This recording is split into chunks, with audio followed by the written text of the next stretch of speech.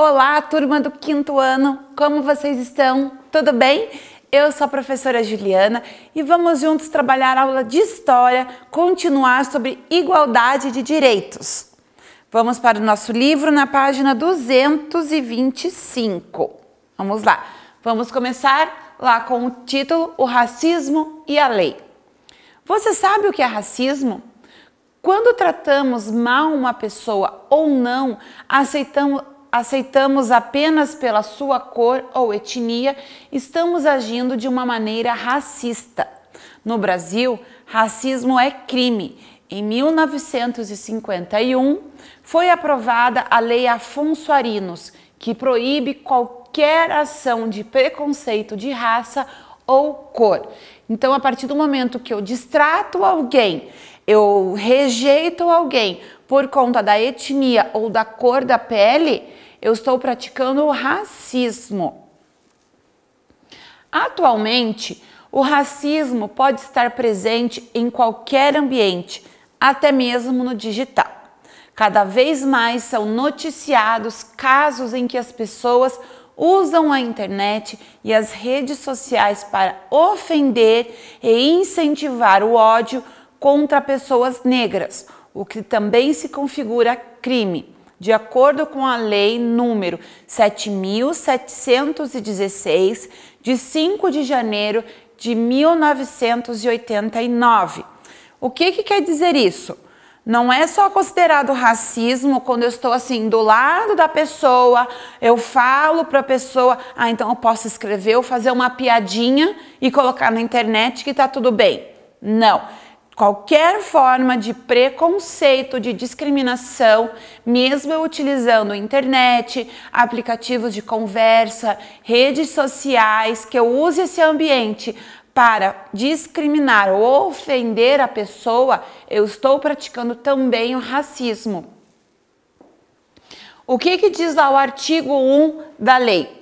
Serão punidos na forma desta lei os crimes resultantes de discriminação ou preconceito de raça, cor, etnia, religião ou procedência nacional. O que é procedência nacional? Eu vou discriminar a pessoa porque, ela veio da África, por exemplo, então não presta. Não. Isso que quer dizer o preconceito quando eu estou falando aqui da procedência nacional. Tá? A cor da pele, a etnia, por exemplo, uma pessoa de origem indígena, se eu praticar o preconceito porque é de origem indígena, ou porque a pessoa é da religião do candomblé, por exemplo, esse é um tipo de preconceito também, tá? Essa lei foi mais uma conquista, deixa eu só subir aqui, no sentido de garantir os direitos civis.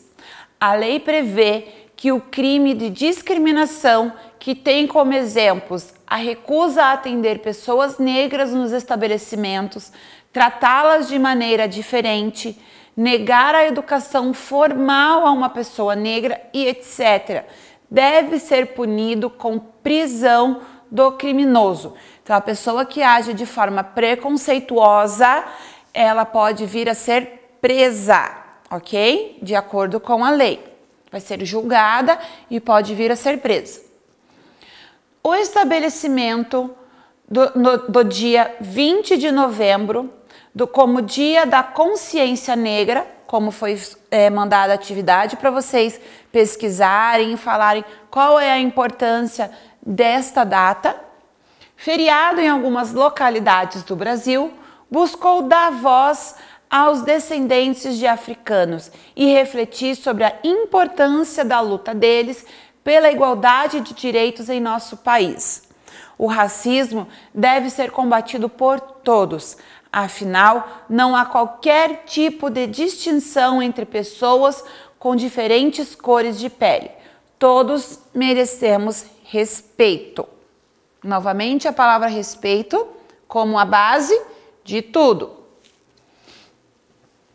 Outras conquistas e direitos ao longo da história do Brasil. Então, o que mais que a gente foi conquistado ao longo de toda a história que veio vindo desde lá do período da colonização?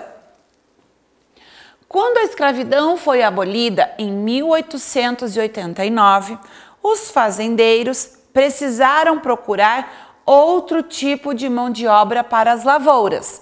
Então, como não poderia mais ter o trabalho escravo, foi proibido. O que aconteceu? Os escravos foram libertos e eles precisavam achar outro tipo de mão de obra, que aí não seria mais aquela mão de obra forçada e gratuita. Para encontrar novos trabalhadores, eles passaram a estimular a vinda de imigrantes europeus para realizar o trabalho que antes era feito pelos africanos escravizados. Ah, eu sei que tem gente perguntando, professora, por que então eles não começaram a pagar para os escravos trabalharem? Porque ficou a questão do preconceito, do racismo. Então eles não serviam para ser escravos, não iam servir para mais nada. Tiveram muitos escravos que conquistaram seus espaços na época, né? Pessoas que tinham sido escravizadas, que começaram a trabalhar para os seus fazendeiros, mas tiveram muitos que simplesmente foram expulsos e tinham que se virar para conseguir conquistar o seu espaço. Os estrangeiros também eram incentivados a emigrar ao Brasil para desenvolver o plantio de alimentos voltados à subsistência. Subsistência é aquele que eu planto para a minha própria família. Entre os imigrantes que chegaram ao Brasil, 2 povos europeus tiveram grande participação, os italianos e os alemães. Ambos eram, em sua maioria, pequenos agricultores em seus locais de origem e, ao chegarem ao nosso país, foram trabalhar tanto no campo quanto na cidade. Os imigrantes também precisaram lutar para conquistar seus direitos, porque, como estrangeiros, não eram considerados cidadãos do nosso país. Então, novamente, apesar de ter todo esse incentivo para eles virem aqui para trabalhar, eles mesmo assim não tinham os seus direitos de cidadãos, tá? Eles recebiam para fazer o trabalho, porém não tinham os seus direitos de cidadão brasileiro. Então vamos ver lá um pouquinho com a lupa na mão. Os migrantes foram tema de poemas, músicas, pinturas, pois a migração é um acontecimento de grande importância tanto para aqueles que se deslocam quanto para aqueles que os recebem. Ao lado, observe uma dessas obras. Com base na observação da obra e da legenda, responde ao que se pede. Então, nós temos aqui a imagem de uma família, olha lá, podemos ver a mulher aqui com as crianças chegando. Olha lá, quem fez foi Antônio Rocco, o título é Os Emigrantes, ela está na Pinacoteca de São Paulo, esta obra, e ela foi feita... cadê aqui? Está aqui na data de 1910, ok? Então vamos lá. Quem é o autor dessa obra e que ano ela foi produzida? Então, olhando ali a legenda da tela, nós podemos dizer, eu vou escrever aqui no livro digital, vocês podem acompanhar por aí. Quem fez foi Antônio Rocco, em 1910, certo? Número 2. Quem são as pessoas retratadas na imagem? Como elas estão representadas? Quem são essas pessoas aqui? Que nós já vimos aqui no primeiro parágrafo. Os migrantes foram temas de música, de poemas, músicas, pois a migração é um acontecimento de grande importância, porque eles vieram em busca de trabalho para colaborar também com a questão da nossa agricultura, para o desenvolvimento do nosso país também. Então, vamos lá, vou aqui pelo livro digital, vocês podem acompanhar a resposta aí também, tá? Eles são emigrantes,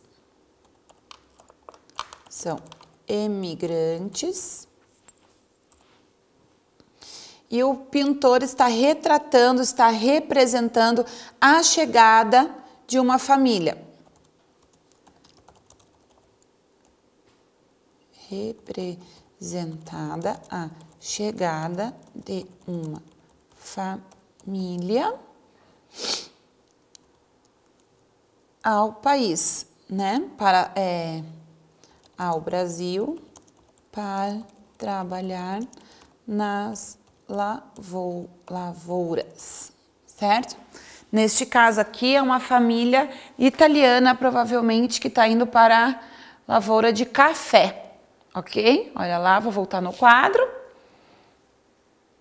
Vamos lá, dar continuidade. Políticas de imigração. Então, olha lá. Lembrando que isso é um tema muito atual também, que nós já vimos, que nós ainda recebemos muitos imigrantes que venham para o nosso país em busca de melhoria de qualidade de vida, certo? Então, olha lá. Políticas de imigração. A partir de 1850, houve um grande movimento migratório para o Brasil. Além de alemães e italianos, chegaram japoneses, eslavos e árabes. O principal destino dos imigrantes foram as regiões sul e sudeste do Brasil, que na época passavam por um grande desenvolvimento devido às lavouras de café para exportação. Entre os anos de 1880 e 1930, cerca de 3,5 milhões de estrangeiros entraram no Brasil com a intenção de se estabelecerem. O grande motivo para tal movimento foi o contexto de crise política e econômica da Europa, que estava passando por uma crise na época, e o Brasil, que estava em processo de crescimento e desenvolvimento, eles vieram em busca de melhores condições, né? As viagens da Europa para o Brasil eram patrocinadas pelos grandes fazendeiros, que cobravam os custos dos imigrantes por meio do trabalho. Como que era isso?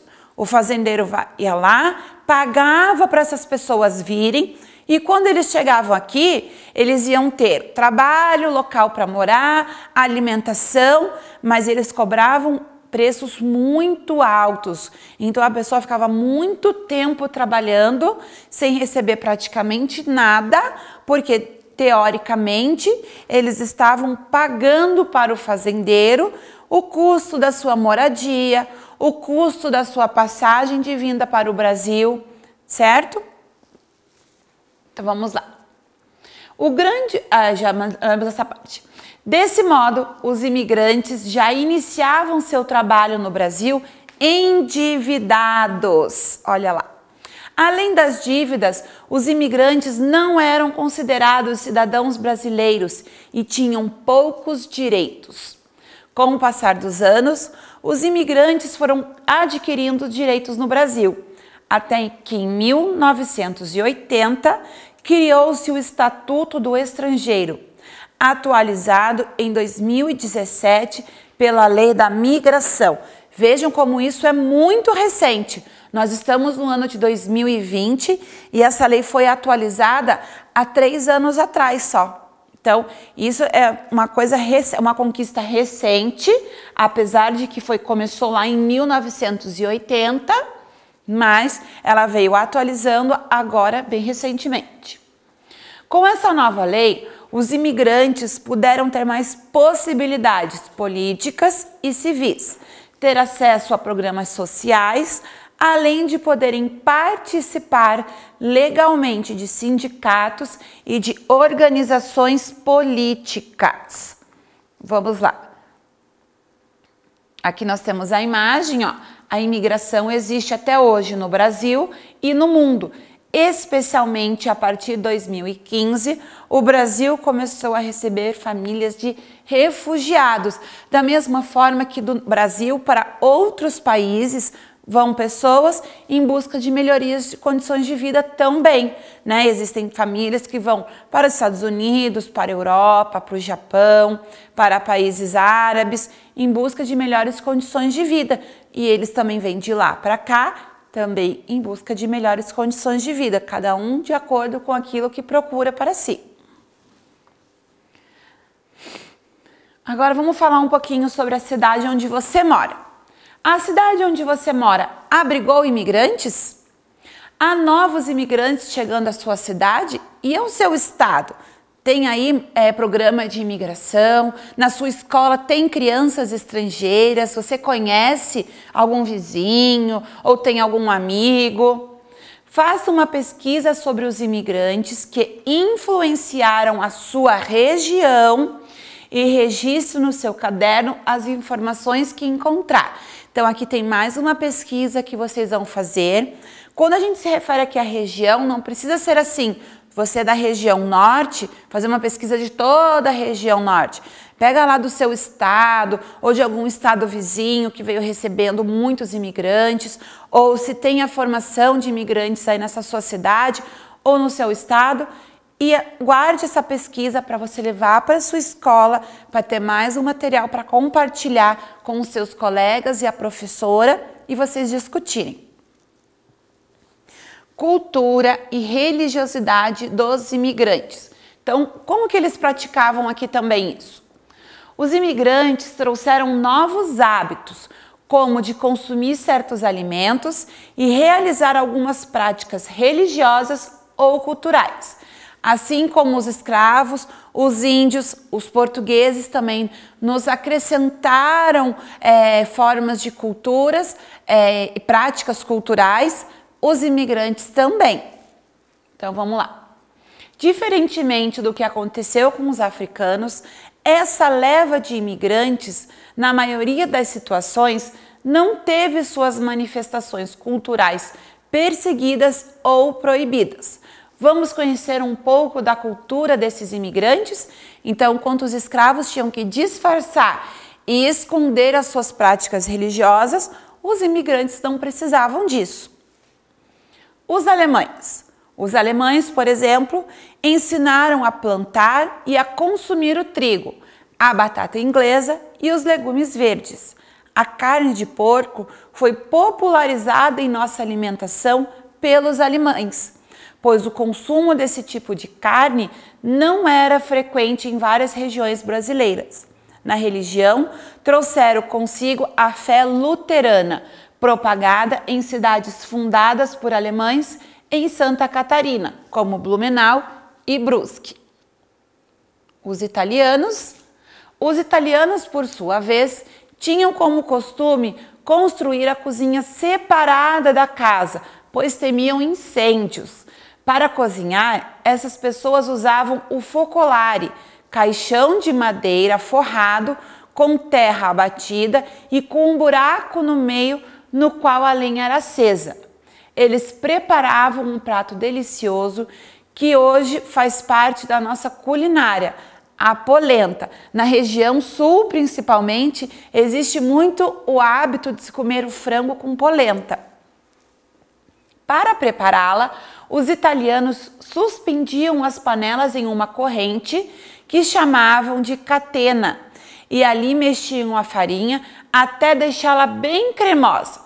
Quando a polenta esfriava, eles a retiravam da panela e colocavam em uma madeira redonda e bem grossa, chamado panaro, e a cortavam com um pedaço de fio. Os italianos eram fiéis à Igreja Católica e penduravam nas paredes imagens dos santos de sua devoção, bem como crucifixos. Também apreciavam deixar expostos nas paredes vários retratos de seus parentes distantes. Daí muitos costumes que casas têm de expor na sala, em ambientes da casa, foto dos seus familiares. Sírios e libaneses. Os sírios também nos deixaram muitos de seus costumes. De maneira geral, essas pessoas chegaram ao Brasil a convite de seus parentes e amigos. Eles também ensinaram deliciosos pratos típicos do seu país de origem, como o quibe, o tabule, a esfirra e os pratos feitos de grão de bico. Nossa, eu adoro quibe e esfirra. Os imigrantes sírios, assim como os libaneses, também trouxeram uma contribuição muito grande para nosso país.